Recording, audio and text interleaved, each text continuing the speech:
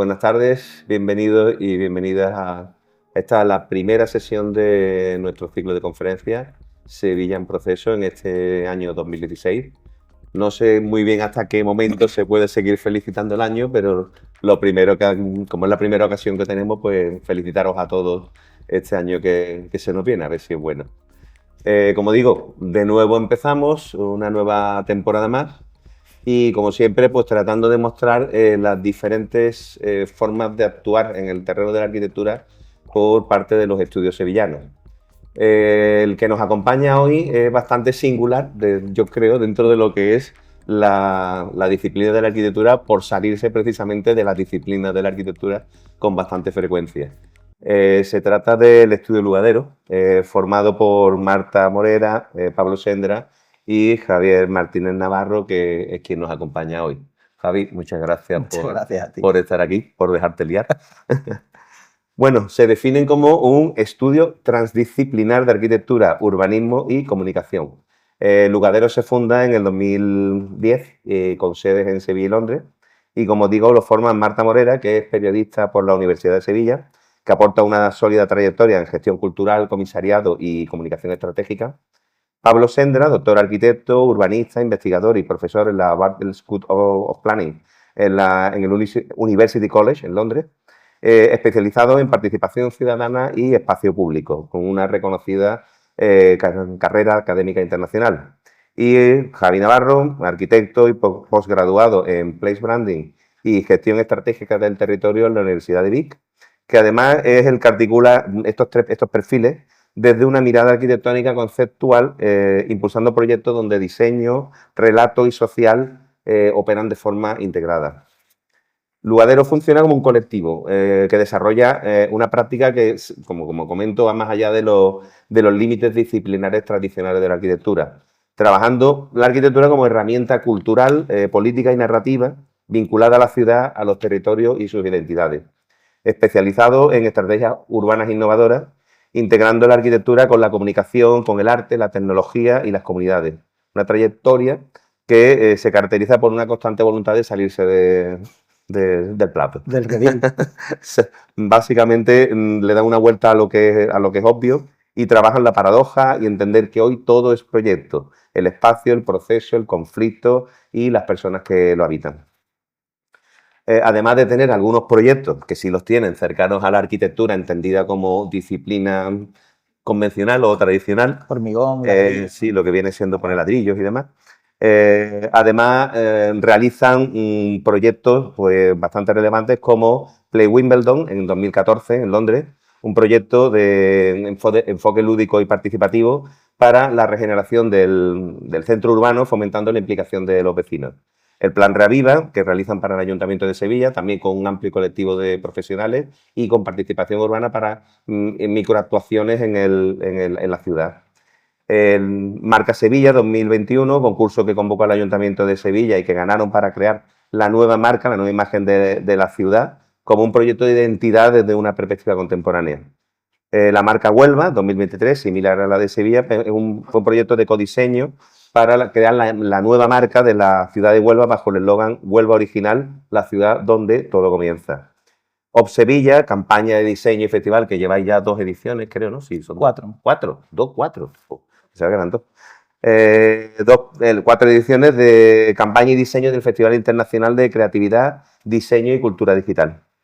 Himno Vertical, proyecto en torno al flamenco con la cantante Rocío Márquez. We Make Cities, que también lo veremos, laboratorio de ideas que explora el potencial crítico y colectivo de la tecnología en los futuros urbanos.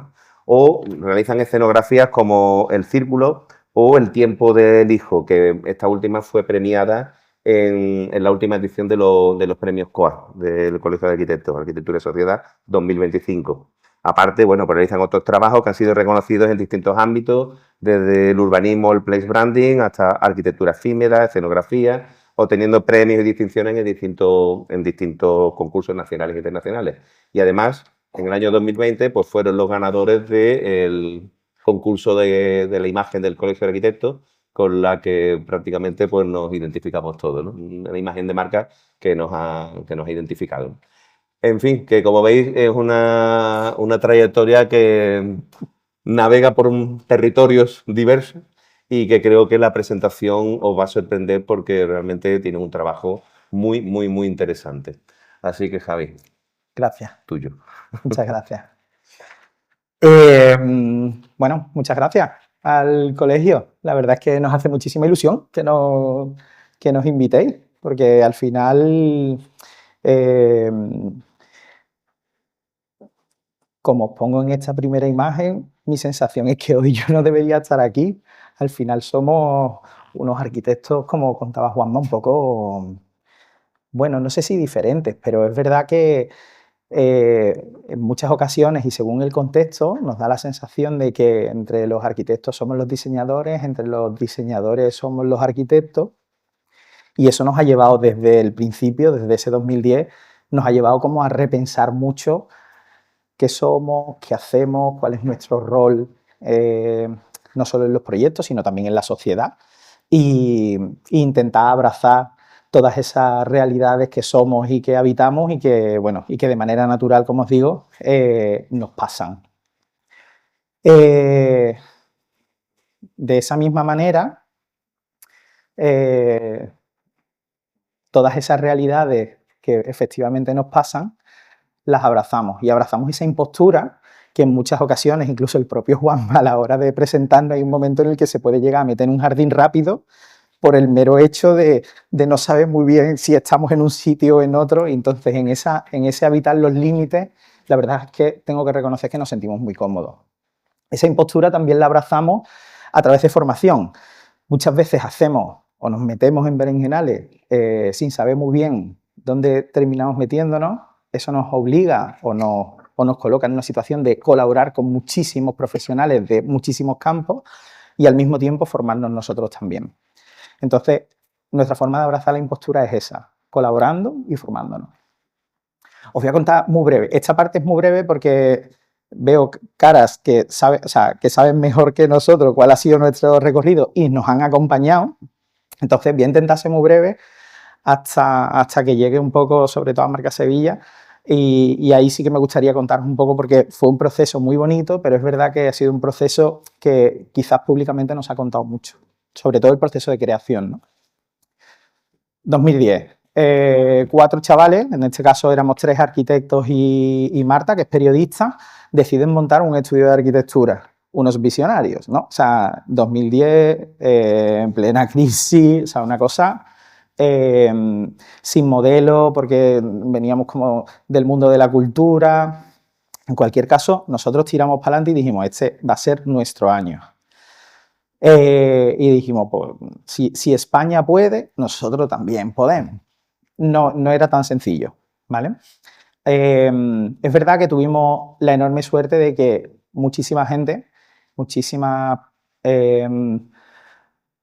personas, incluso algunas instituciones, nos fuesen acompañando en esa búsqueda del modelo y qué era eso de Lugadero, y fueron muy generosos con nosotros. Quería empezar la presentación con José, que nos permitió, por ejemplo, editar nuestro primer libro, y también con Miguel, el socio de Javi, que estoy viendo por ahí, escribiendo, bueno, editando un blog de su visita, de una de sus visitas a China, y que nos permitió también introducirnos en un mundo editorial que a nosotros nos motivaba y que veíamos que era una forma también de divulgar arquitectura a todos los niveles. Que Marta como periodista aparezca dentro del equipo es una cuestión que estratégicamente para nosotros ha sido fundamental y sigue siéndolo en el día de hoy, puesto que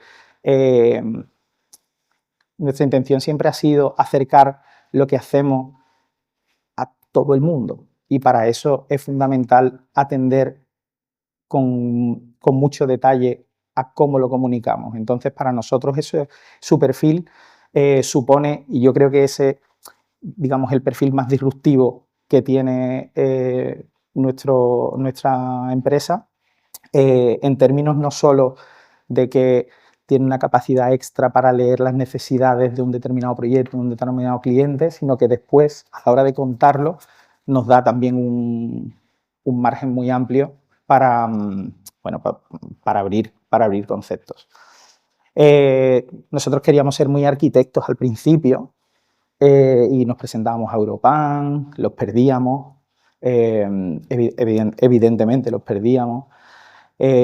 Teníamos la enorme suerte de participar en uno de los centros culturales más activos de la ciudad en ese momento y pudimos diseñar este patio, que creo que es uno de los patios más bailados que existen en la ciudad, como es el CICU. Hace también quizás el baño más amarillo que también existe en la ciudad, en el CICU.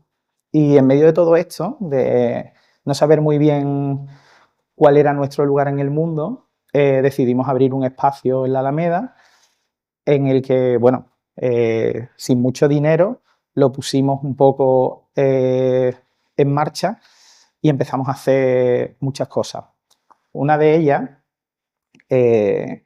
que nos motivaba muchísimo, tiene que ver con el souvenir. Nos encanta el souvenir, siempre nos han encantado las identidades, lo simbólico, que nosotros terminásemos haciendo marca ciudad, tiene que ver con intereses muy particulares de cuál es nuestro papel en comunicar identidades, en conectarnos a comunidades. Entonces, una de las cosas que ocurrían en 2010 es que se inauguraba la Z, ¿vale? Metropol Parasol. Y en un auténtico sujétame el cubata, dijimos, ¿por qué no llamamos a Jürgen Mayer, por ejemplo, y le decimos que vamos a hacer un souvenir de la Z muchísimo más barato que el suyo y que se construía mucho más rápido? Esta fue la frase y entonces Jürgen nos contesta esto. Hello everybody, hola from Berlin. It's great to know that Metropol Parasol now becomes portable and will travel all around the world. Spread the word, have a great party, and sorry we can't be there. Be happy to be in a climate where you need Metropol Parasol. It's super cold in Berlin, so enjoy the city, enjoy Metropol Parasol. Bye.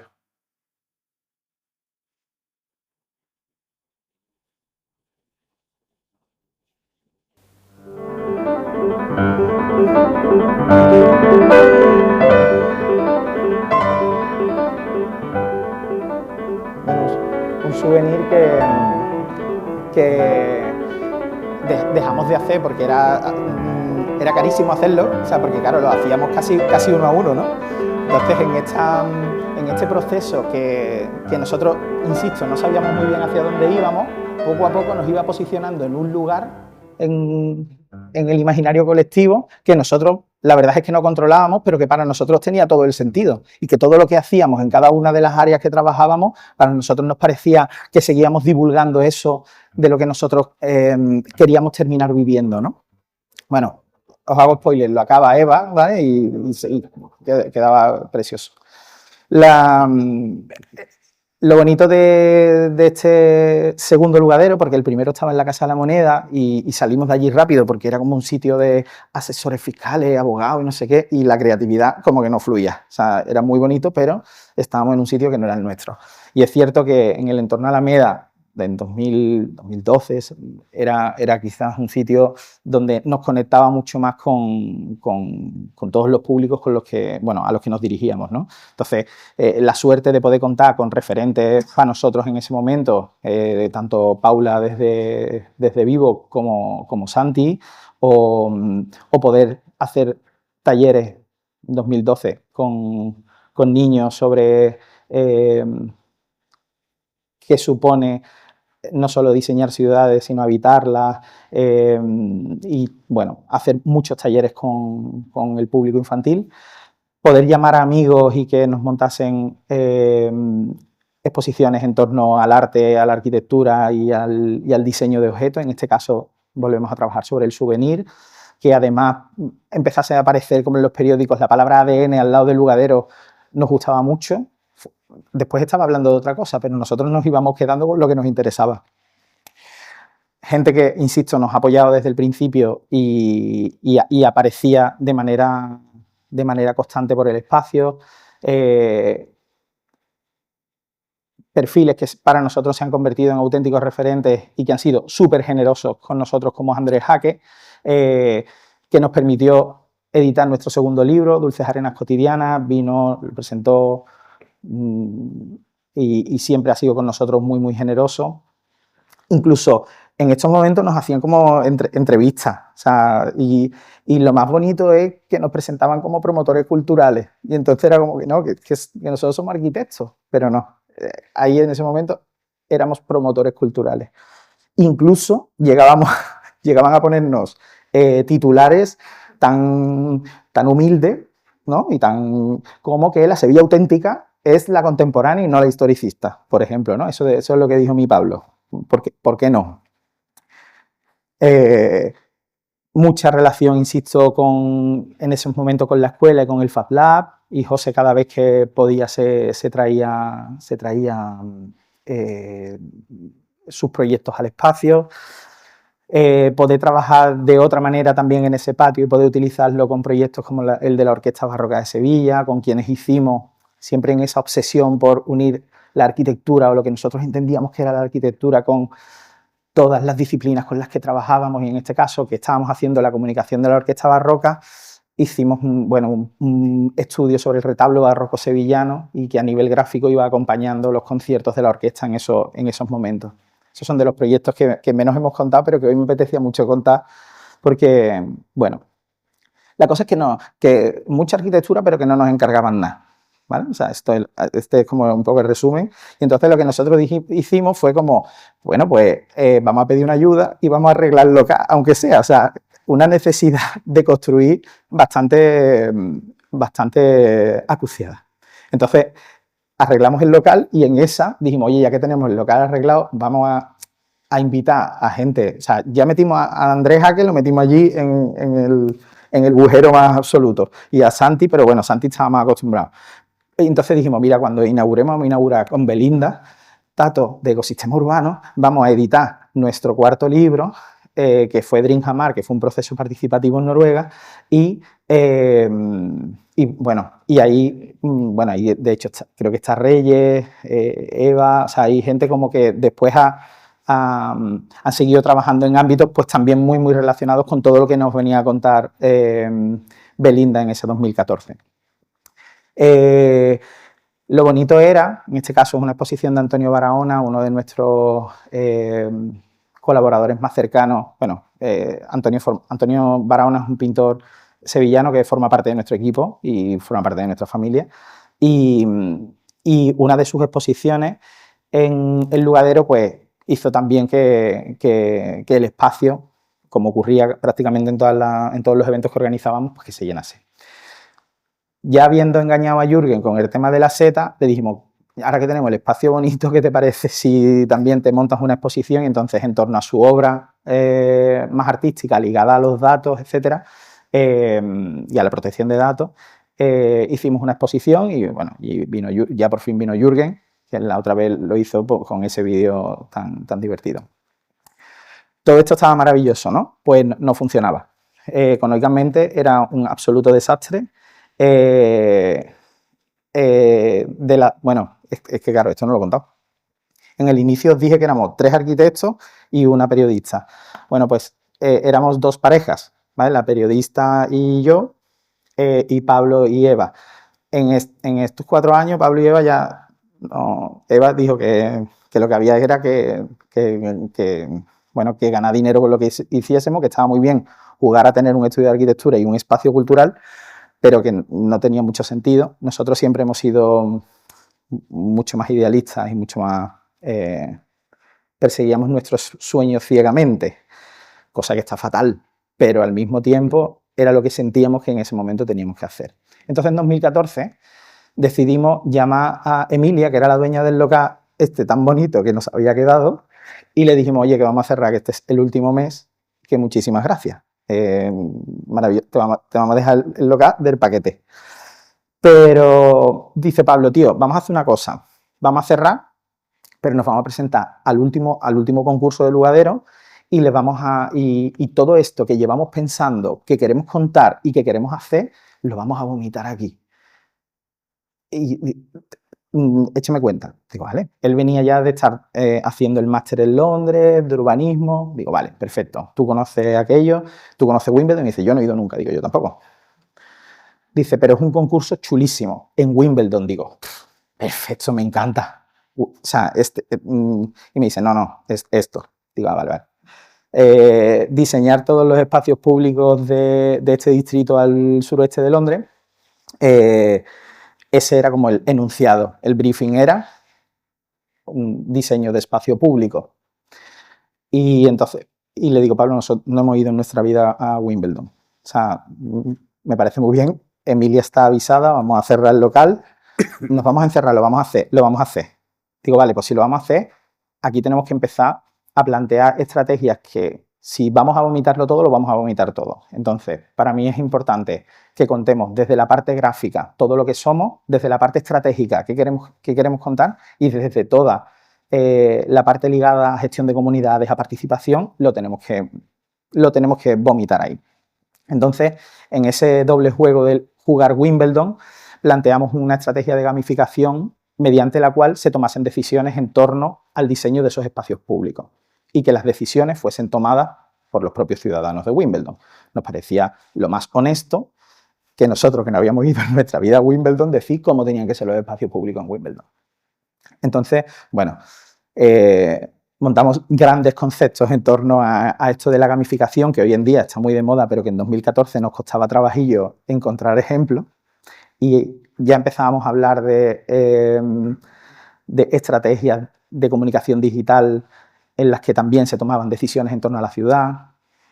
2014 parece que está bien lejos, no estábamos ahí. O sea, a día de hoy es lo habitual y lo piden en todos los pliegos. En esa identidad que nosotros entendíamos ligada al juego por Wimbledon, el tenis, pues nosotros nos parecía que todo era todo muy lógico. Además nos permitía este concurso tener, digamos, era una visión de Wimbledon hasta 2030 y era como 2014, 2030, nosotros vamos a cerrar, o sea, esto no pasa nada. A los días sale que van no sé cuántas propuestas internacionales de no sé cuántos países y nosotros montamos nuestra esquela. Dijimos, perfecto, muchísimas gracias. O sea, 2014 ahora mismo es que nos lo hemos pasado muy bien. O sea, realmente es que lo hemos quemado. Perfecto. O sea, 4 años maravillosos, con una experiencia maravillosa, con muchísimos contactos. Pues cada uno pues, trabajará en su medio de comunicación, en su estudio de arquitectura, en sus cosas. Pablo se irá a Londres y no pasará nada. Entonces, absolutamente contra pronóstico, ganamos este concurso. Que no os riáis, que lo ganamos de verdad. De hecho, Wimbledon lo han ganado 6 españoles solamente. O sea, está Nadal, Alcaraz, Conchita Martínez, Manolo Santana y Muguruza y Lugadero. O sea que lo ganamos. Quizás económicamente no supuso el espaldarazo que hubiésemos necesitado, pero entendíamos que había alguien en el mundo donde estuviese que lo que nosotros hacíamos le servía. Y para nosotros eso ya fue suficiente para seguir. Después intentamos hacerlo económicamente más viable, también os digo, pero sí sentíamos que todo esto que estábamos contando había alguien detrás que nos decía, vale, nosotros vamos a confiar en estos chavales que ahora os contaré. Claro, nosotros llegamos a Wimbledon, pues 3 chavales del norte de África, que contaban cosas medio exóticas, una participación muy ligerita, cuando ellos llevaban generaciones viviendo en democracia y participando en la ciudad, ¿vale? Y nosotros dijimos, bueno, vamos a trabajar desde la identidad. El tenis, ¿no? Play Wimbledon. Bueno, el primer día que llegamos allí dice tenis y nosotros somos fresas con nata. Dice tú, ¿fresas con nata de qué? Dice, no, la identidad tácita de nuestra ciudad son las fresas con nata. El tenis vino cuando vino, pero que nosotros somos fresas con nata en todo el mundo, digo. Porque tú lo digas, ¿no? O sea, entonces, que la primera decisión que nosotros empezamos a querer trabajar con ellos desde la identidad y empezar a conocerlos fue el primer golpe, ¿vale? Después vinieron muchos más. Lo que nos pasó es que salimos a la calle y que todas esas estructuras ligadas al juego y donde se tenían que tomar las decisiones, empezamos a construirlas en esos espacios públicos. Y en esos mismos espacios fue donde le preguntábamos cosas a la gente. Como os decía, todo esto iba ligado también a una estrategia de comunicación para que ese engagement estuviese ligado a una llamada a la acción con medios más o menos más o menos asequibles y medios un poco más formales. Y lo que hicimos, pues, efectivamente, salí a la calle. También salimos a las redes. Y bueno, fundamentalmente lo que hicimos es en diferentes puntos del centro de Wimbledon trabajar in situ con las personas en esos espacios concretos. ¿Qué nos enseñó Wimbledon? Que no nos podemos gastar muchísimo dinero en render, eso nos lo enseñó, ¿vale? Nos enseñó también desobedecer al briefing, que es una de... eso sí forma parte del ADN del Lugadero, no se trata de desobedecerlo, sino de intentar escudriñarlo hasta intentar comprender cuál es la necesidad real, cuál es el enunciado, no el enunciado oficial, sino qué es la necesidad que tiene que está planteando ese enunciado.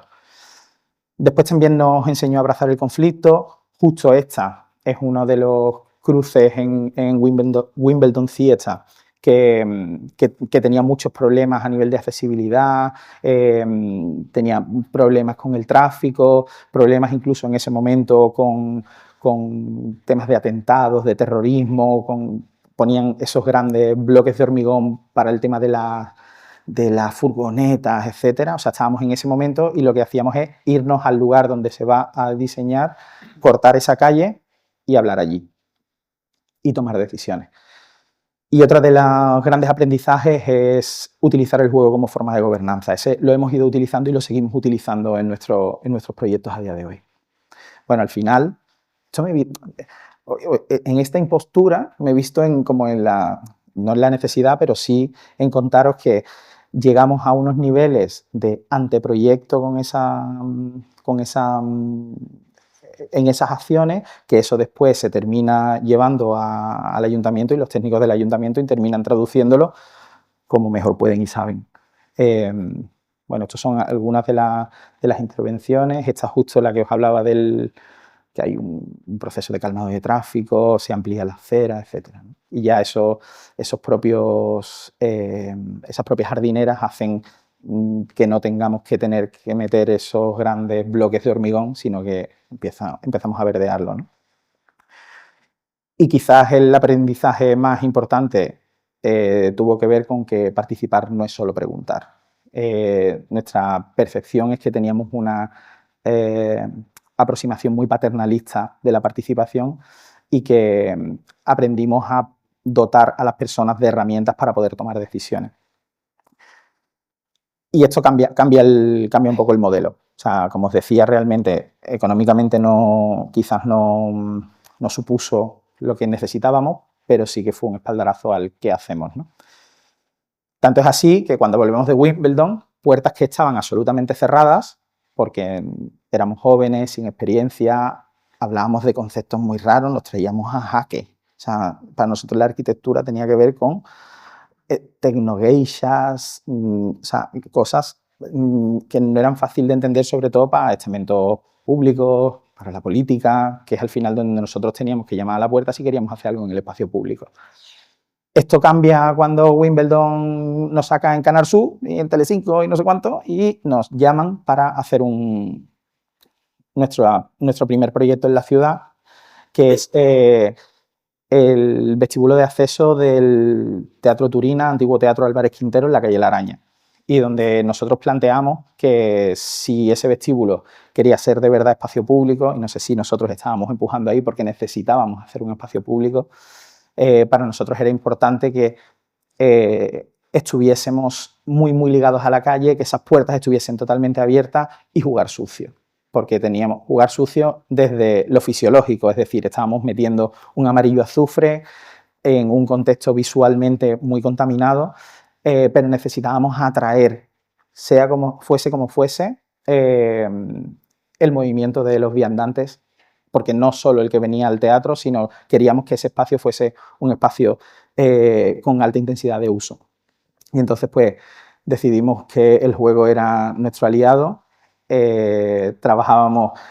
Seguíamos trabajando desde el souvenir, nos encontramos una giraldilla a tamaño real policromada maravillosa, preguntamos si la podíamos pintar amarillo, no nos dijeron que no, y y, y lo hicimos. Una nueva capa que hablábamos desde lo contemporáneo que venía también a sumarse a una nueva forma de entender ese centro cultural, que después a nivel de programación iba a ser una cosa y terminó siendo otra, terminó siendo más clásico, y quizás ese choque hizo que esta intervención, que tenía un carácter temporal, pues efectivamente se desmontase. Y el otro día nos encantó porque fuimos a Factoría Cultural, que es otro centro cultural de Sevilla, y están esas estructuras reutilizadas como una biblioteca para el barrio. Y nos pareció tan maravilloso que no sabíamos a quién darle las gracias, pero a quien sea, gracias. Bueno. Y entonces en este 2015-2019 el equipo también se amplía, fue un proceso, fue un momento donde tuvimos mucho trabajo y donde nosotros entendíamos que la gente, por cómo nos llegaba, nos iba clasificando en sitios y nos iba metiendo como en un estante de la estantería. Entonces había momentos en los que éramos los de la participación. Digo, pues, ¿por qué no?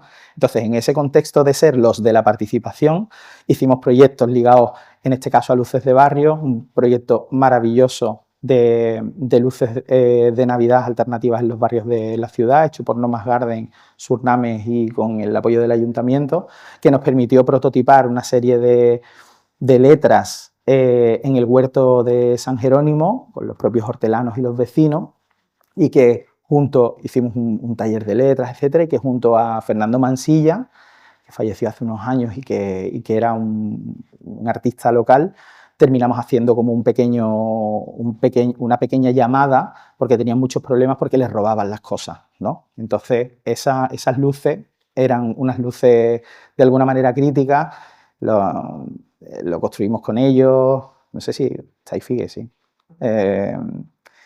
Lo construimos con ellos, lo inauguramos una noche previa a la Navidad y desde el único punto de vista que tiene el huerto, donde ellos se reunían, es de donde se leía el mensaje de Respeto camina conmigo, que fue el mensaje que decidió Fernando junto con los hortelanos. Y después ellos pues estaban muy contentos porque además se iluminaba un poco ese espacio. En eso de ser los que participan, pues, y en ese amor por los libros que hemos tenido y seguimos teniendo, tuvimos la oportunidad de hacer Civic Practices, que fue un compendio de proyectos ligados a la participación a nivel internacional. En esto de ser los que participan, Reyes Gallegos dirigió un proyecto que es el Plan Reaviva, de 11 microactuaciones en los diferentes barrios de la ciudad durante 2 años, y nos permitió trabajar en diferentes ámbitos y conocer un poco cómo la idiosincrasia de nuestra ciudad es muy cambiante. Todo esto que habíamos aprendido en Wimbledon, cuando lo intentábamos aterrizar en Pinomontano, no funcionaba, pero ni en Pinomontano ni en ningún otro barrio de Sevilla, no funcionaba. Era otra realidad con otros procesos. Así, bueno, hicimos toda la parte de comunicación, fue muy puerta a puerta. Y si bien muchos de esos proyectos terminaron en grandes intervenciones urbanísticas como la peatonalización de Baños o la Plaza del Olivo, muchos otros fueron como de carácter quizás a una escala más de barrio, más de calle, en el que tuvimos la oportunidad de trabajar directamente con los vecinos, ampliando esos alcorques que estaban en muy mal estado y adoptando cada uno de esos vecinos esos alcorques como ocurrió en la calle Tarfia, ¿no? Y poder trabajar, aquí también trabajamos con la Escuela de Arquitectura y con el Fab Lab. También hubo un momento en que fuimos los que hacían gimnasio.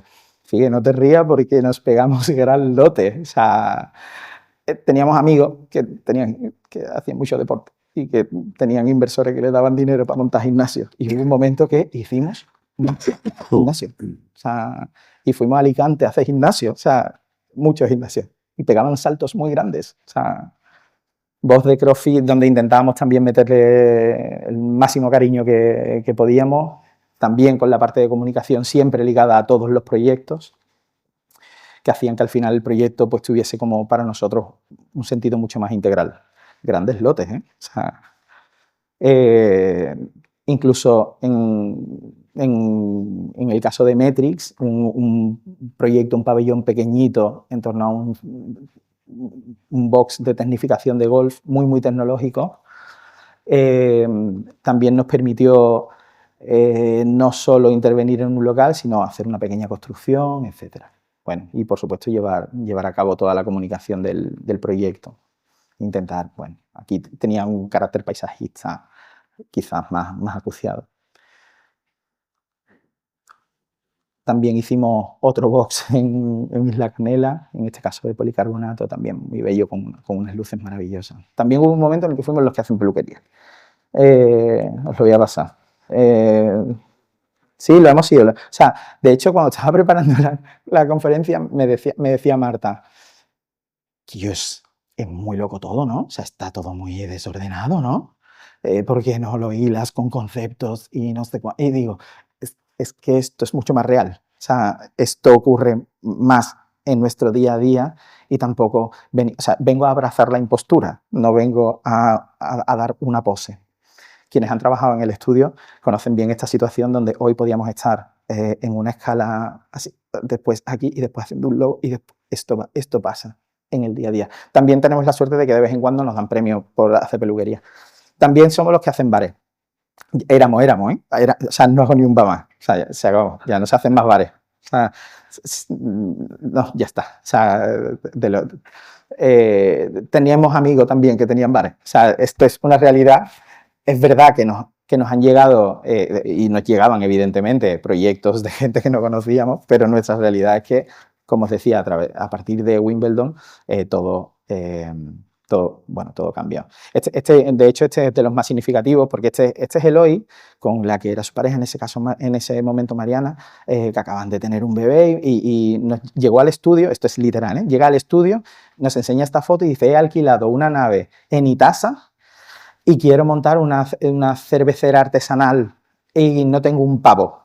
Digo, hombre, es perfil perfecto. O sea, en este modelo que yo os decía que todo iba a ser mucho más rentable y mucho más sostenible, pasa.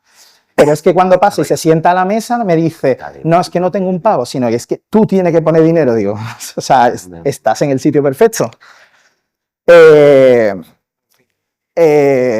Pusimos mucho blog, pintamos mucho, mucha pared, mucho amigo, mucho banco de azul, muy poca cerveza. O sea, había un momento que ahí todavía no había cerveza y era como, bueno, con un presupuesto, pues evidentemente, como os podéis imaginar, tendiendo a cero. Al menos había momentos en los que estábamos en la fábrica y la fábrica nos iba dando regalos, ¿no? O sea, esos lugares maravillosos que es esa arquitectura industrial de Itasa, que al menos había poco dinero, pero nos llenaba el alma.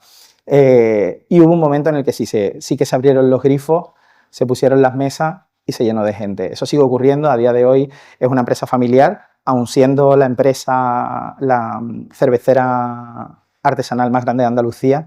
Es una empresa artesanal que trabaja desde el barrio, que apoya proyectos bastante underground. De hecho, hace muchas colaboraciones con grupos de música locales y, bueno, y es un proyecto que, sin ser extremadamente rentable en lo económico, en lo social creo que hace una labor maravillosa. En medio de todo esto, también es lo que hacemos bares, hicimos una taquería, estuvimos unos meses estudiando comer en las taquerías en el DF para que en el centro de Sevilla, en la calle Gamazo, hubiese una taquería que tú no supieses si estás en el DF o al lado del Becerrita. O sea, una cosa enfermiza. Y la hicimos, ¿no? Y los cocineros son mexicanos y los productos vienen de México y nosotros inauguramos y nos pasa esto, ¿vale? O sea, lo más mexicano posible, bendecido por la Hermandad de la Paz un domingo de Ramos, con foto de Juanma que pasaba por allí de casualidad. Y fue como que yo te la tengo que pasar porque es increíble lo que os acaba de pasar. Esto se abrió el día antes, digo. Bueno, cosas que pasan. Esa es nuestra ciudad. Nos encanta trabajar con nuestra ciudad y nuestra idiosincrasia, que sí, que somos los de los bares, que en nuestros bares pasan cosas y que ya no hacemos ni uno más. Este es el último que hacemos, la Casa del Tigre, un sitio maravilloso para ir a comer, que no hago más restaurantes ya. También hay gente que somos los que hacen comunicación.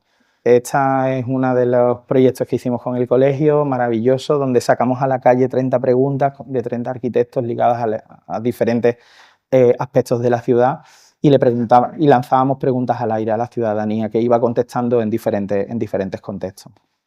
Sí, somos los que hacemos comunicación y lanzamos el discurso que nosotros entendemos que la arquitectura tiene que poner en el espacio público, en el propio espacio público, para que no pasen este tipo de cosas. No sé si lo habéis visto. Los de comunicación hacen OFF, que es un festival de arte y cultura digital, también con muchísimo dinero, como os podéis imaginar, porque estamos usando vallas de obra y neones de 10 euros que se compran en el polígono aeropuerto y las fichas de empalme las ponemos nosotros. Sin embargo, el sitio donde las tenemos que colocar... ¿Esto qué es? ¿Un vídeo aquí? A ver. Ah, sí, es el GIF que hizo Figui en su momento. Sin embargo, en el sitio donde tenemos que colocar con una absoluta humildad es en el CaixaForum de Guillermo.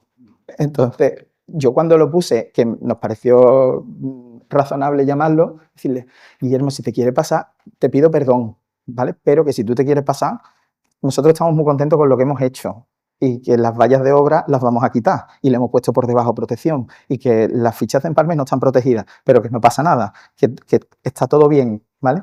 A él le encantó, le pareció muy divertido y en las siguientes ediciones estuvimos en la fábrica de artillería sin luz. Esta zona es la parte de la fábrica de la catedral que todavía no tiene electricidad y que a base de generadores, etcétera, pudimos hacer otra edición de OFF. OFF es no sé si lo he dicho, es un festival de arte y cultura digital y que todo lo que montamos lo montamos con voluntarios de la Escuela de Arte y de CAD. Ya cuando artillería se ha restaurado la parte, rehabilitado la parte que está rehabilitada, pues ya todo cambia porque al menos tenemos enchufes donde enchufar las luces, ¿no? Y llega 2020 y nos empieza a apetecer hacer otra esquela. Porque la realidad es que en esos últimos años el equipo creció y había un momento en el que muchos de esos proyectos los terminábamos cogiendo para no dejar caer el estudio. No sé si esa sensación la habéis tenido alguna vez, pero el tener que coger todo lo que llega para que no se caiga lo que estás construyendo, muchas veces puede resultar incluso negativo, ¿no? Y quemar al equipo. Y bueno, fue un momento también muy clave teniendo en cuenta la situación global.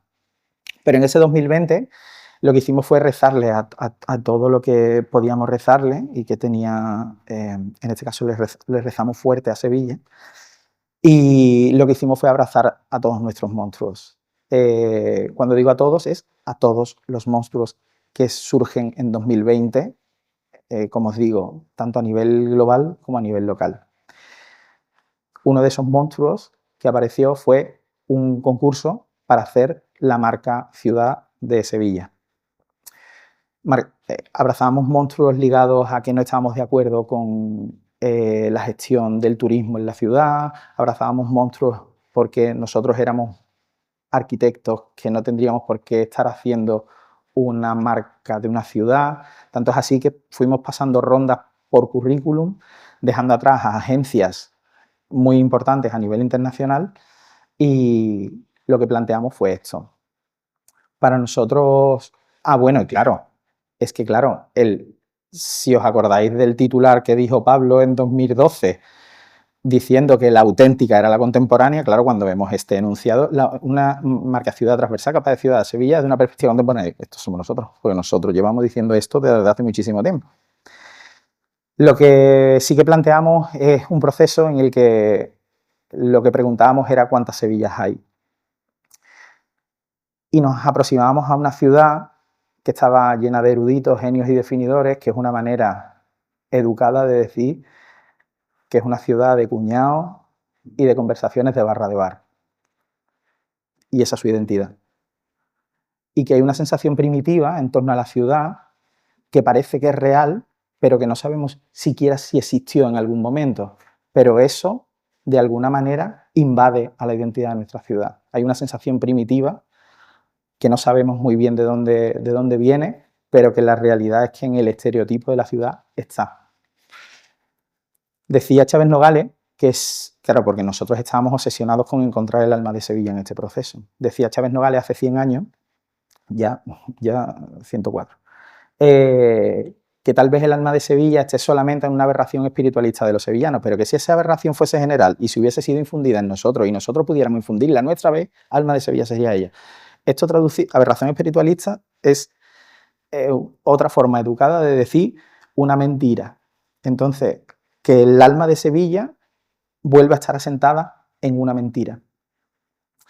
Además, llegase una marca territorio, una marca ciudad, en el momento en el que estamos de emotividad moderna, del consumo instantáneo de la ciudad, todavía complejizaba mucho más el intentar contar toda la complejidad de la ciudad. Además, no paraban de decirnos que éramos una síntesis del mundo, que habíamos sido capital del mundo, y aquello pesaba mucho. Y veíamos que al final no era más que un lugar de calles llanas, casas blancas y almas claras que después entendíamos que no lo eran tanto. El sevillano tiene doblez. Pero si hay algo que nos distinguía, tenía que ver con la luz. La luz que se genera en la ciudad llega a dar un efecto de sombra iluminada, y esto, el acompañamiento que nos hacía Antonio Barahona en ese momento era maravilloso, porque su percepción de la luz nos permitía ver que lo que ocurre por nuestra posición geográfica en ciudades como Sevilla, Huelva, Málaga, etcétera, es un hecho muy, muy, muy particular. No es la misma luz que podemos estar viendo en Barcelona o en los países nórdicos. Después que somos expertos en sombra. Pero si había algo claro en nuestra propuesta es que Sevilla es lo que se ve, pero sobre todo Sevilla es lo que no se ve.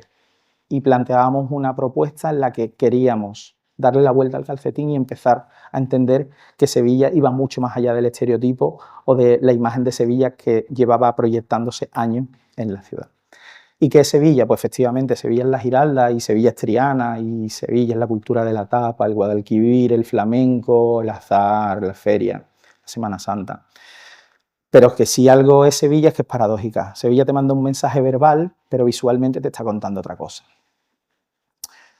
Decía Antonio Zoido, hace ya una harta de tiempo, que Sevilla es la única ciudad en el mundo en la que puede llegar al mismo día un paso tallado en caoba para una hermandad como la Veracruz del siglo XV y los motores destinados al avión más moderno, el A400M. Él decía, y no estamos para nada de acuerdo, que las dos páginas, que esas noticias son capaces de abrirse huecos en sendas páginas de los periódicos, pero aún no han logrado compartir un lugar ni ordenarse en los cerebros. Nosotros no estamos para nada de acuerdo. Sevilla es claramente Veracruz y el A400M.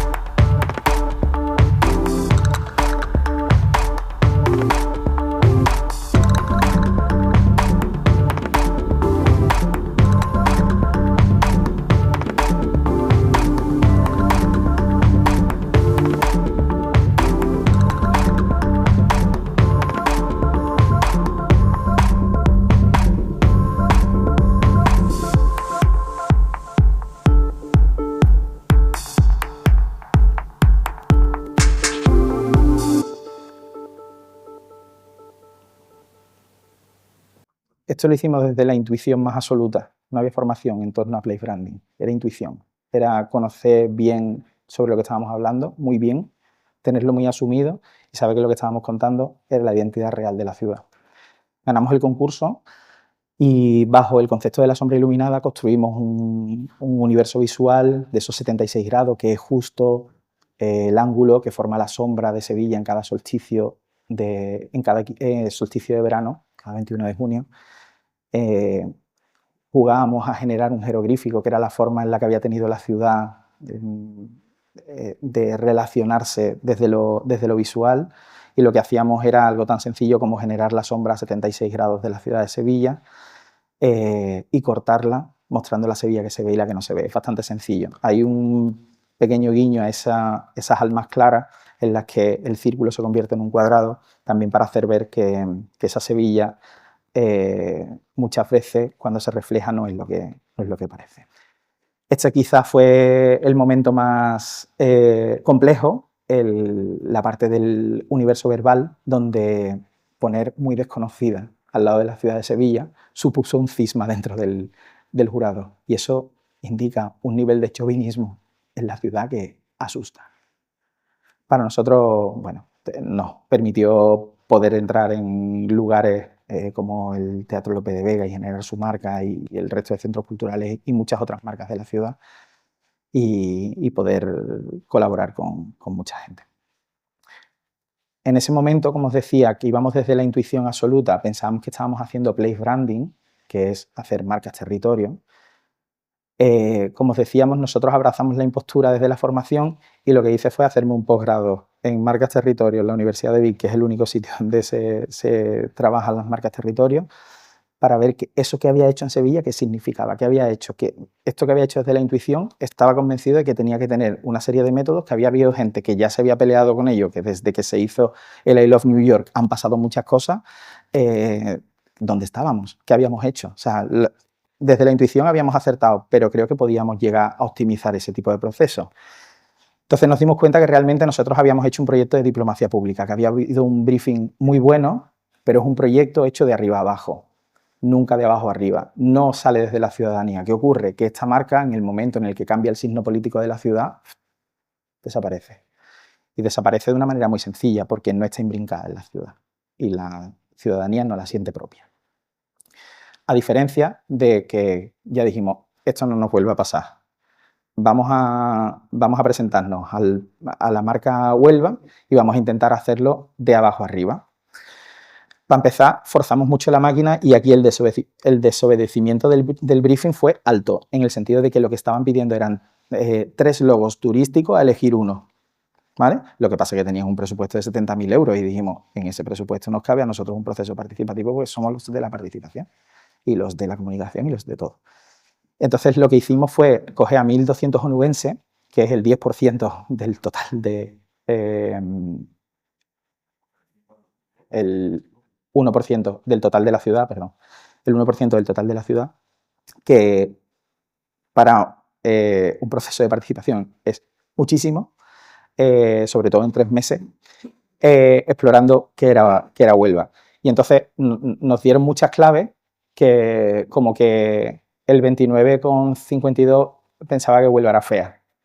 Y nosotros dijimos, oye, nosotros llegábamos allí y nos parecía, la verdad es que nos parecía bastante bonita, ¿no? Y ese estereotipo estaba ahí. Os tengo que reconocer que en este proceso de participación lo que hicimos fue hacer un teaser y que todos los resultados de la participación los pusimos de frente a la ciudadanía en las paradas de autobús, en diferentes soportes. Un 14,67 opinaba que Huelva no tiene historia, pudiendo ser la ciudad más antigua de Occidente junto a Cádiz. O que Huelva no es acogedora. Ya empezaba a bajar, ¿no? Cuando decía, Huelva no tiene potencial. Claro, evidentemente, si algo tiene, es potencial. O sea, potencial tiene muchísimo, porque está todo por hacer, ¿no? Y después había gente muy perdida, que claramente no ha ido a Huelva, diciendo que es que no se comía bien en Huelva, ¿no? Hicimos una serie de hallazgos que, bueno, muchos de ellos ya lo preveíamos nosotros en nuestro diagnóstico inicial, pero que nos corroboraban que había un problema de sentimiento de pertenencia y de estar apocados y siempre comparándose o con Sevilla o con otras capitales medias, que no sé si conocéis Huelva, pero es un enclave natural absolutamente extraordinario, que el talento de la ciudad es brutal en muchos sentidos, en deportes minoritarios, como puede ser el bádminton. Ellos juegan al cricket, tienen la Copa de España de tenis, o sea, hay como una serie de deportes que están ahí y que no tienen visibilidad. Una parte muy importante que tiene que ver con la forma de vida y con esa potencialidad. Tiene un ritmo muy concreto la ciudad y es de estos lugares donde todavía la ciudad no se consume sino que en la ciudad se convive. Y este es el hallazgo fundamental y es donde el sentimiento de pertenencia mayor o de orgullo que tenía la ciudadanía tenía que ver con ser la ciudad de las primeras veces. Sé de dónde nace, de dónde salen las carabelas, de dónde el primer club de fútbol, la radio es la primera vez que se hace ahí. O sea, tienen como una sensación de decir, es que aquí han ocurrido cosas las primeras veces, ¿no? Y ahí es donde nosotros intentamos rascar y donde hablábamos de que la ciudad donde todo comienza, hablábamos de que Huelva es origen en sentido de principio, de nacimiento. Para nosotros, si Huelva es origen, por antonomasia Huelva es la ciudad original. Y en el caso de original nos daba un doble sentido de origen y también nos la hacía única dentro del mapa global de ciudades.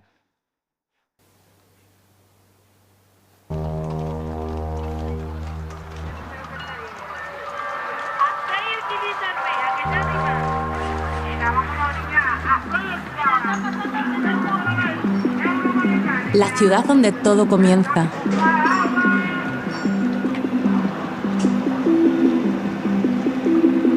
Origen de Occidente y cuna de civilizaciones. Huelva, la pionera, la innovadora. La nueva marca Huelva nace del origen, del Atlántico, del mar, de su bandera, un símbolo reconocible dentro y fuera, capaz de generar un marco inigualable que descubre la Huelva más original. Ciudad de naturaleza original, cuya seña de identidad es su modo de entender la vida. Original es también su historia y su patrimonio. Original es su innovación y sus hallazgos. Su gente, sello de calidad. Una marca que nace desde Huelva para el mundo. Huelva, la auténtica, la capital, la única, la original.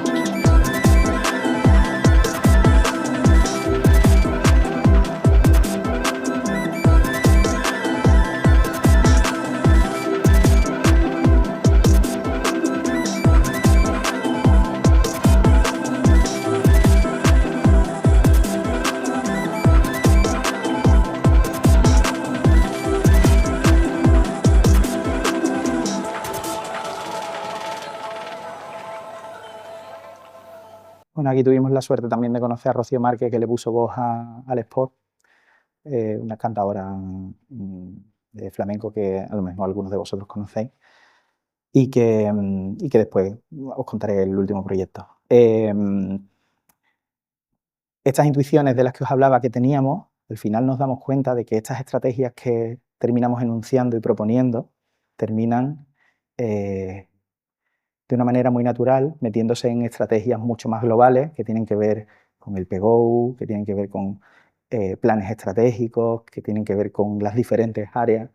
Y en eso, como os decíamos, esa intuición de que la arquitectura de alguna manera estaba participando de eso, es un concepto quizás muy expandido de la arquitectura, muy expandido del territorio, muy expandido del urbanismo, pero que se nos confirmaba en el momento en el que empezábamos a hacer este tipo de cosas y la ciudad empezaba a dirigirse hacia esos lugares. Bueno, conseguimos generar un sentimiento de pertenencia bastante potente y sobre todo algo que no ocurrió en Sevilla, y es que fuimos capaces de hacer ver que lo simbólico no tiene colores y que con el cambio político que se ha producido en este caso en Huelva, se sigue utilizando el Huelva original y se sigue potenciando, incluso como os digo, tienen deportes minoritarios como marcha nórdica. Pues el marcha nórdica Huelva original es uno de los bastiones del área de deportes de la ciudad.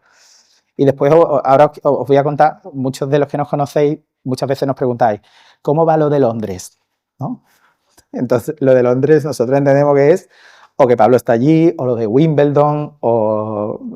Bueno, o sea, efectivamente, hace unos años pues ya tuvimos que montar Lugadero LTD, entonces lo de Londres empezaba a tener, para nosotros tenía mucho sentido, porque todas las semanas, efectivamente, tenemos que generar trabajo para proyectos en Reino Unido, pero eso de lo de Londres nos llamaba mucho la atención porque hubo un momento en el que Huelva original aparece en los taxis de Londres y entonces era como, ah, ya está ahí también. Digo, no hemos podido hacer todavía marca territorio en lo de Londres, pero estábamos a punto. Y este es el caso de Morden. Morden es un proyecto que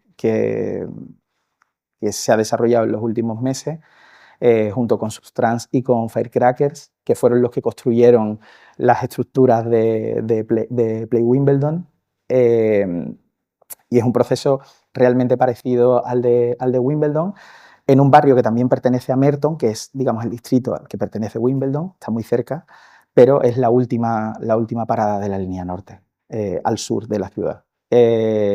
Por primera vez en el contexto Londres, hemos podido llevar a cabo un proceso de marca ligado, en este caso, a un proceso de diseño colectivo del espacio público. Aquí es donde empiezan como a conectarse nuestras cosas, y eso de lo que hablábamos de que estamos lanzando mensajes en una botella y que alguien lo cogerá, pues que parece que todo empieza a organizarse en según qué momentos, ¿no? Es verdad que Reino Unido en este caso es como el que va generándonos confianza en cosas en las que nosotros creemos o tenemos intuiciones de que deben ser así. Bueno, al final lo que hemos generado es un proceso de participación donde, bueno, llevamos aplicando. Antes había mucho papel, ahora cada vez hay más digital en este tipo de procesos, y realmente digamos, el proceso en sí de las calles, los cruces y los lugares donde hemos actuado en estos urbanismos del mientras tanto, que lo que hacen es simplemente prever qué es lo que o probar qué es lo que terminará siendo de manera definitiva, pues bueno, terminó siendo algo parecido a esto. Fue muy bonito en esta calle en el que, bueno, Paul es uno de los técnicos del Ayuntamiento de Merton, que fue el que nos acompañó en todo el proceso de Play Wimbledon y que hace unos meses seguía acompañándonos a un nivel de estar pintando las persianas de los comercios con la nueva marca, y que ha sido muy bonito cómo los comercios locales, al principio había como mucha reticencia, pero en el momento en el que el ferretero, o bueno, el fontanero, que es una ferretería ahí un poco rara, puso la suya, el resto ya sí quiso, y ya todo el mundo estaba queriendo como poner la suya. Entonces ahora prácticamente toda la calle está así. Os voy a contar arquitectura, ¿eh? Vale, os voy a contar arquitectura, ¿eh? Un poco, o sea, no sé, antes hemos hablado de Metris, ¿no? Había cimentación. En esos abrazos que hemos estado dando desde 2020, hay un gran abrazo a los límites en general, y este es un proyecto a un proyecto que le tenemos mucho cariño, porque por suerte ellos, por ejemplo, entraron sin conocernos. Antes decían, tenemos muchos amigos que nos han encargado cosas, que yo entiendo que ellos no nos conocían de nada y solo tenían referencia, y ahora sí se han convertido en amigos. De hecho, han comprado la nave enfrente de Río Azul, la nave esta gigante que hay en Itasa, y no saben qué hacer con ella, por otro lado. Muchísimo dinero. Ellos tienen una empresa de eventos ligados al sector MICE de negocio, al turismo MICE también, y ellos, bueno, son una pareja muy elegante que deciden comprar una nave en la Avenida de la Cruz Roja. Una nave industrial que por fuera parece una casa normal, un portón, pero que por dentro entras y es como la ocupación de un patio trasero con una estructura a dos aguas, con cercha, un sitio maravilloso. Y ellos venían porque teníamos un local de 400 metros y 80.000 euros. No sé si os sale, a mí no me salían las cuentas, ¿vale? 80.000 pavos para todo, con 7 metros de altura. Bueno, entonces le metimos mucha creatividad, tiempo, le cogió también COVID al proceso, y entendíamos que ese lugar era claramente una cicatriz dentro de la ciudad, porque tenía como una parte muy potente de pasado perdido, pero con un potencial gigante, como vais a ver ahora cuando os lo enseñe. Aquí también nos acompañaba Antonio Barahona y nos regalaba de alguna manera este cuadro de los Corralones de Castellar, para intentarnos hacer ver que las luces que tenían que tener ese espacio, puesto que ellos lo que querían era trabajar, si pudieran, trabajar en un espacio libre y abierto. pero claro, están en medio de la trama urbana con unas cubiertas. Entonces, en ese trabajo de repensar el patio, de repensar el zaguán, para nosotros era muy importante la conexión que iba a tener ese lugar con la calle, que además estaban en ese momento peatonalizando, es decir, la avenida de la Cruz Roja, justo en ese momento, lo que complicó todo, evidentemente, porque a la hora de hormigonar, no sé cuánto, teníamos un paso de 1 metro que empezaba a ser muy complejo. Se terminó la obra de peatonalización y no habíamos terminado nosotros la nuestra, habiendo nosotros empezado antes. Pero con 80.000 euros a veces pasan esas cosas, que tenemos que tener un poco más de tiempo. Les dimos una serie de referencias que se relacionasen también con todo lo que ellos querían. Ellos querían montar ahí su oficina, que no lo he dicho. Y entonces empezamos a pensar que lo que iba a pasar es que iba a estar inacabada. O sea, que iba a estar pudiéndose usar, pero que claramente iba a estar inacabada.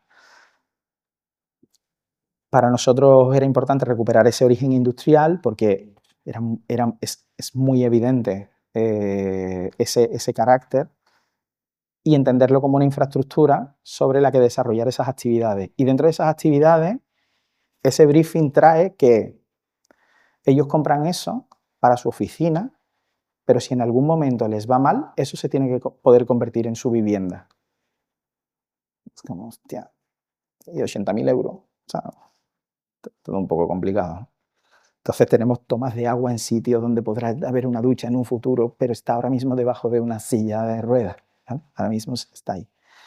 Este es el local actual, está debajo de un edificio de viviendas, parcialmente, y digamos que la parte que veis a la izquierda es la que daría a la zona de la avenida de la Cruz Roja, la zona peatonal. Entonces nosotros le planteábamos un proyecto que en esa sucesión de patios nos permitiese ir descubriéndolo poco a poco, que en esas zonas más oscuras pudiésemos llegar a meter el programa. Este fue el primer planteamiento que nos permitía generar prácticamente un espacio público con gran cantidad de plazas, con mucha vegetación y con módulos fácilmente desmontables o convertibles en vivienda, que terminaba siendo algo parecido a esto.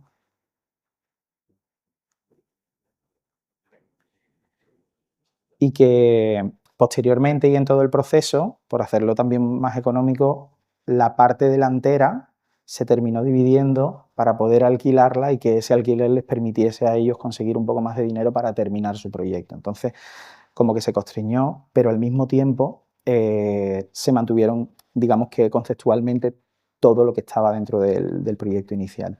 Este es el estado, no en el que nos lo encontramos, porque nos lo encontramos con unas cubiertas opacas, y lo que hicimos es en 2 de esas cubiertas ponerle unos policarbonatos con una ventilación natural que nos permitiese generar una serie de espacios de trabajo que, como os decía, tenían que ver más con intentar trabajar en un espacio público que en una oficina. Inicialmente ellos también traían como una serie de divisiones y que aquello tuviese como un carácter de oficina como tal, y bueno, por suerte pudimos. Esto que veis a la izquierda es lo que se puede llegar a ver desde los huecos que existen en la puerta que da a Cruz Roja, y que de alguna manera van avanzando ese espacio oculto que a nosotros nos encanta plantear. Bueno, hay diferentes alturas, se puede trabajar en diferentes espacios. Se logró y después lo empezaron a hacer ellos domésticos, o sea, empezaron a traer cuadros de su casa y estanterías de su casa, y digo, oye, el programa de a futuro podía ser una vivienda, os lo estáis empezando a tomar muy en serio.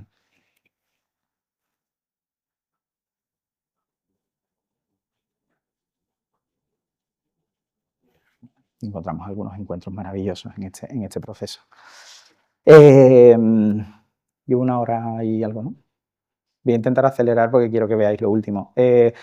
Éramos eso, los de la participación, los de la comunicación, y ahora dentro de poco seremos los de las escenografías porque nos hemos enamorado del teatro. Desde hace un par de años nos dieron la oportunidad, siempre le habíamos tenido mucho respeto a lo escénico y nos dieron la oportunidad de participar en un proceso casi desde el inicio de creación escénica y que fue con El tiempo del hijo, que ahora os contaré.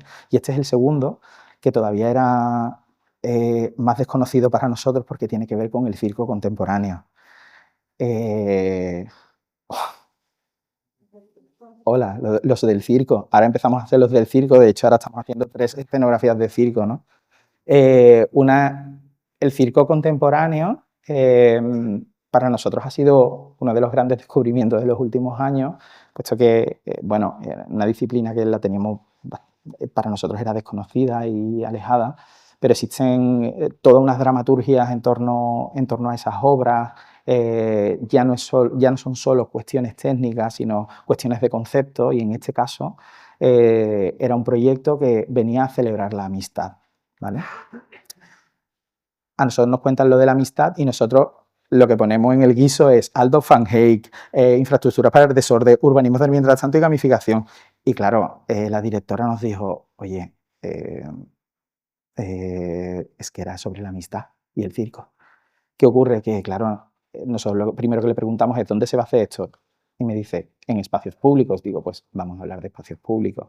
Vamos a hablar de la amistad, una amistad que viene desde los años, o sea, el concepto era una amistad que viene desde los años 80 y que se va creciendo y que a día de hoy son personas que tienen 40, 50 años y que la amistad también va evolucionando. Entonces, nosotros vimos que en esos espacios públicos era donde se llevaba a cabo esas relaciones o esas interacciones que después terminarían derivando en la amistad, para nosotros empezaban en esos lugares donde nos descalabrábamos, donde no estaban homologados, los que no estaban homologados, pero que nos parecían maravillosos y que después Noguchi y otros pues lo hacían bello. Para nosotros está, por nuestra relación también en el caso del mundo de la moda o lo efímero, para nosotros era importante que esa parte escenográfica formase parte de una tendencia concreta, puesto que al final esos espectáculos tienen que ser vendidos a programadores que están en el mundo y que ven miles de dosieres a lo largo del año. Jugamos con el color y lo que planteamos fue un espacio público utilizable incluso por el público y que nos permitiese desplegar nuestro espacio para la amistad en diferentes lugares. Nos dimos cuenta que eran diferentes disciplinas las que trabajaban. Aquí está, ayúdame Candela, está danza, Dani, Rueda Cir, que fue el que terminó mandando, está Pablo Peña de Pony Bravo poniendo la música y Dani Zo, que es verticalista. Lo que mandaba era la rueda, porque la rueda Cir, la ocupación del espacio que hace es muy invasiva y tiene unos tamaños muy, muy concretos. Cuando nos pusimos a intentar buscar un módulo, la rueda era la que siempre mandaba. Al final, hay algo en lo escénico que nos permite tener poder en la toma de decisiones muy alto, en el que nunca habíamos experimentado esto y inicialmente fue como un shock en el momento en el que tú diseñas un espacio y puedes decidir cómo se usa. Eso es, para nosotros es un cambio de paradigma grande, porque normalmente cuando tú diseñas un espacio, lo das a sus usuarios, el usuario lo usa como tú le recomiendas o no. En este caso es todo un mismo proyecto que incluso van vestidos, no como yo digo, pero sí como dice la... Entonces para nosotros eso... Y después, bueno, es tan divertido como esto. Después pasan estas cosas.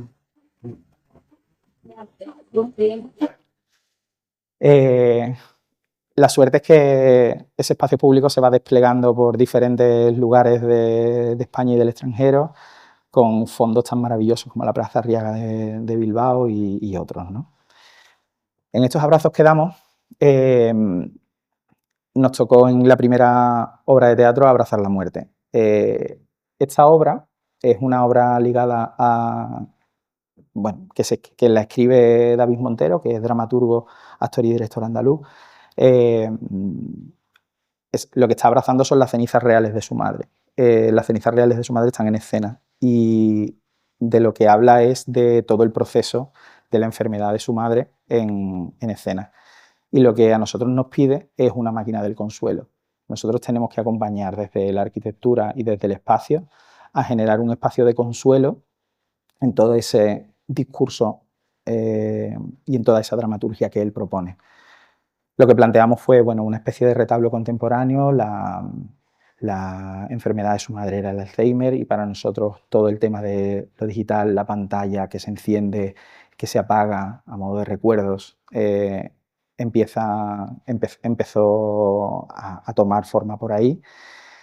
Hay una evidente referencia a estructuras más o menos eclesiásticas que nos parecían también muy lógicas, porque al final estamos en un contexto y contagiados de un imaginario colectivo del que nos encanta nutrirnos y que desarrollamos todo lo que podemos, ¿no? Si tenéis la oportunidad de ir en algún momento y si vuelve a Sevilla, os la recomiendo.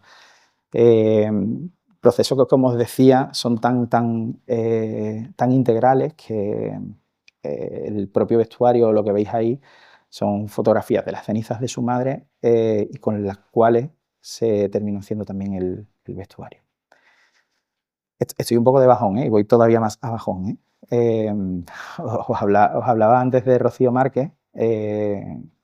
Rocío es una cantadora flamenca poco ortodoxa, puesto que siempre ha empujado los límites del flamenco hacia otros lugares. Actualmente gira con 2 espectáculos. Uno es Tercer Cielo con Bronquio, que es un músico de música electrónica de Jerez buenísimo y que se han recorrido medio mundo con ese espectáculo. Y cuando nosotros conocemos a Rocío, está en un momento, circunstancialmente, además coincide con el de David, en el que su prima, que era como su hermana, fallece de cáncer y ella tiene la necesidad de dedicarle su último trabajo. Entonces, nosotros insisto, otra vez desde la arquitectura y desde el espacio, tomamos un rol de puro acompañamiento y cuidado. Establecemos, lo que nos pide es todo lo que tiene que ver con la gráfica y con la parte más escénica del proyecto, evidentemente no con la musical, que nos va compartiendo conforme se va generando, y donde ella lo que quería era hacer otra vez un rito de sanación y de homenaje a su prima. Nosotros lo que hicimos fue generar ese rito pagano en torno a estructuras que más o menos podrían ser relacionables con ese tipo de ritos. Ella nos cuenta que está muy conectada con lo objetual y que colecciona objetos desde que es muy niña y entonces tiene toda una colección de objetos que de alguna manera la conectan a su prima. Claro, nosotros le preguntábamos, ¿pero cuántos tienes? Y me dice, muchos. Digo, es que a lo mejor necesitamos 300. Y ella lo que hizo fue desmontar su casa y ahora veréis qué más. Todo lo que tiene que ver también con lo pagano y con las capas de los reyes, etcétera, y todo lo que tiene que ver efectivamente con lo ritual. Lo que hicimos fue que conforme ella nos iba dando objetos que entendía que la conectaban con lo que quería contar, nosotros lo fuimos de alguna manera cartografiando, ¿no? O sea, mapeábamos ese rito. Le enseñábamos muchas veces el croissant de Miralles para que ella entendiese que lo que nosotros terminásemos haciendo tenía que estar muy controlado, no lo podíamos dejar al azar. Ella estaba muy acostumbrada a plantear procesos creativos muy desde el impulso creativo y, claro, para nosotros era un poco complicado trabajar de esa manera. Entonces, lo que hicimos para generar la gráfica para el disco fue tuvimos la suerte de poder cerrar la sala del Teatro Central y montar un equipo en torno al cual poder hacer esa fotografía que íbamos buscando. Cuando nos terminó dando todos los objetos, efectivamente no había 300, había muchísimos más. Y se terminó convirtiendo en algo parecido a esto, donde Rocío hizo su rito y donde nosotros hicimos las fotografías que necesitaban Estos son algunos de los objetos que traía. Hizo un proceso de apertura gigante donde nosotros también era nuestra primera vez acompañando este tipo de procesos y, insisto, desde una posición, desde el espacio, desde lo visual y desde, o sea, asumiendo, y ella también nos pedía que asumiéramos como un papel muy desde la arquitectura y muy desde entender qué espacio se estaba generando, ¿no? Finalmente esta fue la imagen del disco, con un equipo que nosotros a esto no estamos acostumbrados porque esto está mucho más relacionado con el mundo de la moda que con nuestro mundo, pero que fue generando también pequeños tesoros que nos parecían bellísimos y que bueno, que ha terminado en esto. Lo bonito es que ella decidió que en el interior del vinilo ese dibujo que habíamos hecho durante el proceso y que nos había estado ayudando también a que sí, que no, está dentro del disco, que a nosotros nos parecía una cosa como muy friki, era como, oye, que esto es una cosa como para nosotros que necesitamos para trabajar, y ella entendía que era una manera de dar a conocer todo el proceso que habíamos hecho. Y ya con esto terminó. Y si tenemos que abrazar cosas, pues evidentemente abrazamos lo nuevo. Algo que no es tan nuevo y que está desde 2010 es que siempre hemos querido ser muy laboratorio. Al principio, de hecho, eso nos pasó factura, porque el ser tan laboratorio, querer ser tan experimentales, justo yo creo que generaba ese rechazo en la institución que nos tenía que ayudar o al que nos tenía que hacer un encargo. ¿Qué ocurre? Que una vez que ya llegamos, después de 15 años, decidimos que nosotros montamos Lugadero para ser felices. Y una de las cosas que más felicidad nos da es poder compartir visiones ligadas a la arquitectura y a la ciudad con otras personas. En este proyecto, que es nuestro think tank, que se llama We Make Cities y que es un laboratorio de ideas en red al que se van sumando diferentes lugares del mundo, mucha culpa de que esto ocurra tiene que ver con muchas personas que nos han ido marcando en el tiempo. Luz, te dije que te iba a decir, ¿eh? Lo siento.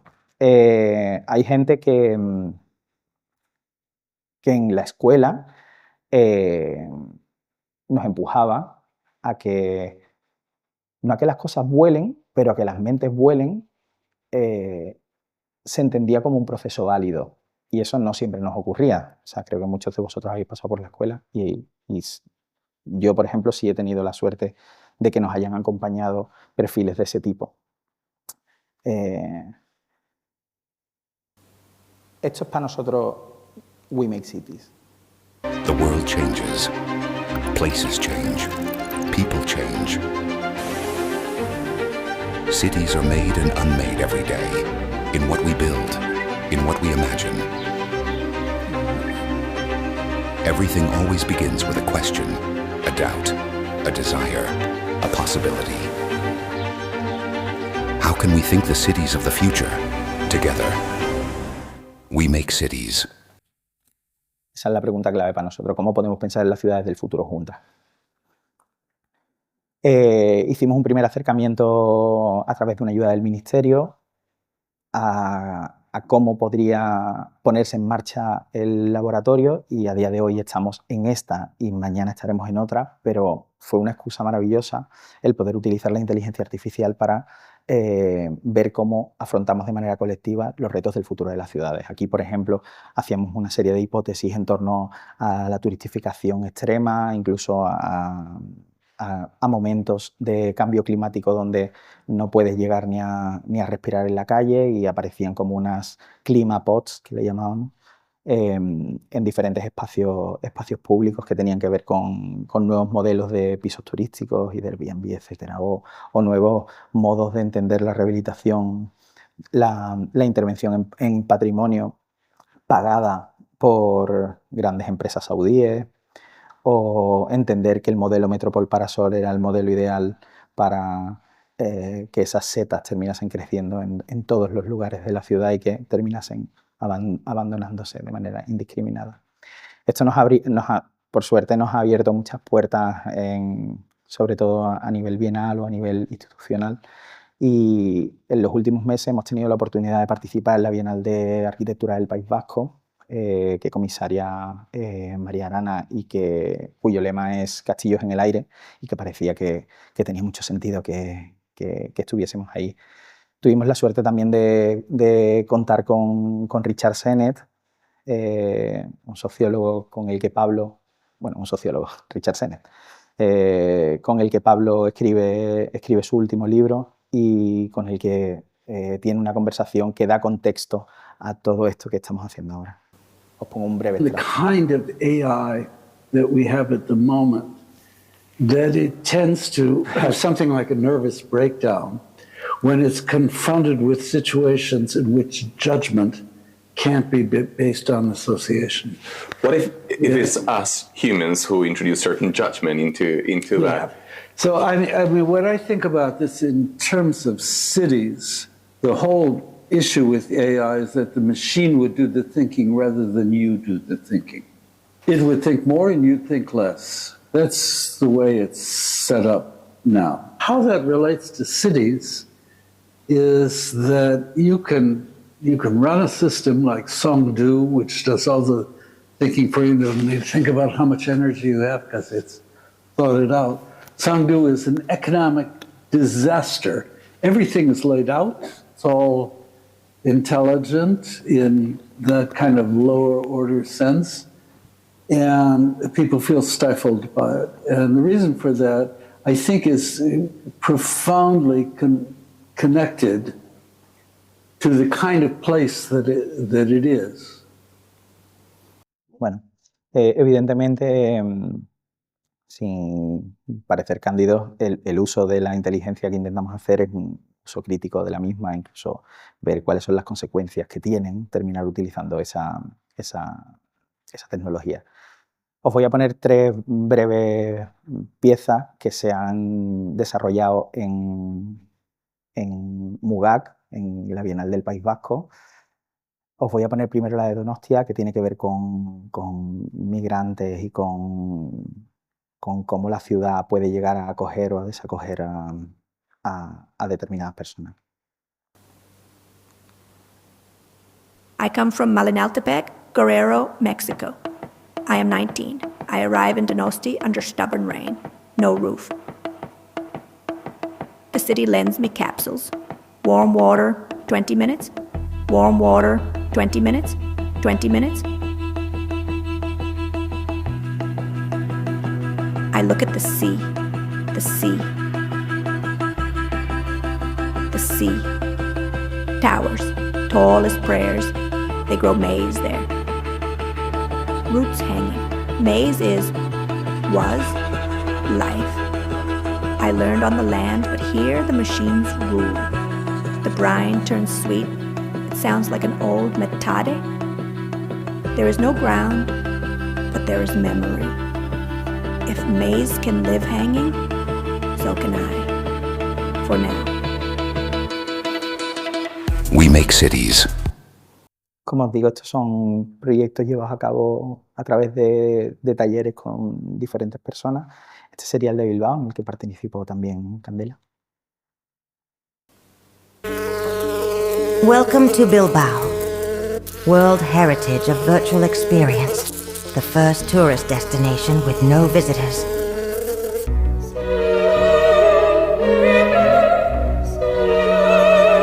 The Guggenheim is still here. Its interior, available with premium subscription only. Hello, puppy! Always smiling. Tourism no longer requires a body, only a stable connection.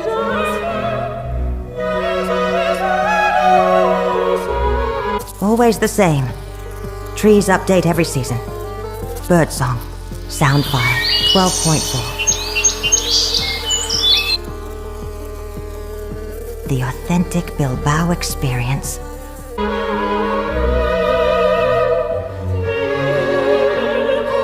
Everything is calibrated. The perfect journey. Timeless, effortless, from the comfort of your living room. World Heritage of Virtual Experience. The first tourist destination with no visitors. We make cities. nace de una evidente preocupación por una turistificación incipiente en las 3 capitales del País Vasco. Este es el último, el de Vitoria, en el que uno de los participantes fantaseaba con la situación de generar en el propio Vitoria que la propia ciudad caricaturizase esa sensación de ecología y sostenibilidad que vende sus estereotipos. Welcome to the world's first city turned into a theme park of sustainability and extreme ecology.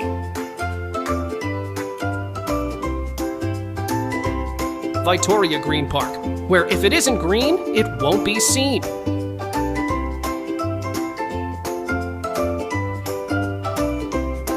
Gift us your brightest smile. Breathe out, breathe in. Don't forget your selfie by the Chlorophyll River. To ride the green ring, exchange your golden leaves at the ticket booths in Plaza de la Virgen Blanca. Mindful Thrills, 100% recyclable, guaranteed. Get ready for the biodegradable confetti shower. It sprouts fast, grows beautifully, pure sustainable magic.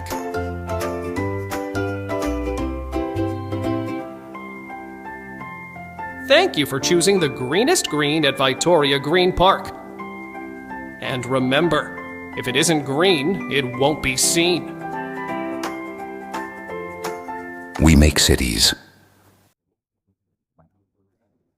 Y para terminar, simplemente hacer un poco de alegato y que este tipo de proyectos que pueden parecer o resultar banales nos permitan no perder el foco y que sea la propia tecnología la que nos permita ejercer ese poder de actuar, no mirar hacia otros lugares frente a imperialismos o a invasiones y que tenemos un poder muy fuerte en la creatividad y que la propia arquitectura tiene un papel muy importante, esa arquitectura expandida de la que hablaba, en la que todo es proyecto. Muchas gracias.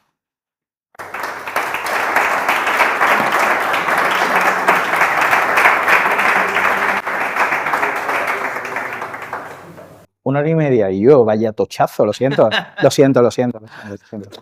Dijiste una hora, pero bueno. Hostia, eso. La verdad es que ha estado bastante entretenida. Si te sirve de... Bueno, gracias. Bueno, yo creo que nos ha bombardeado con una dosis de diversidad que no es normal. ¿Alguien quiere comentarle aquí a Javi algo? Pues entonces...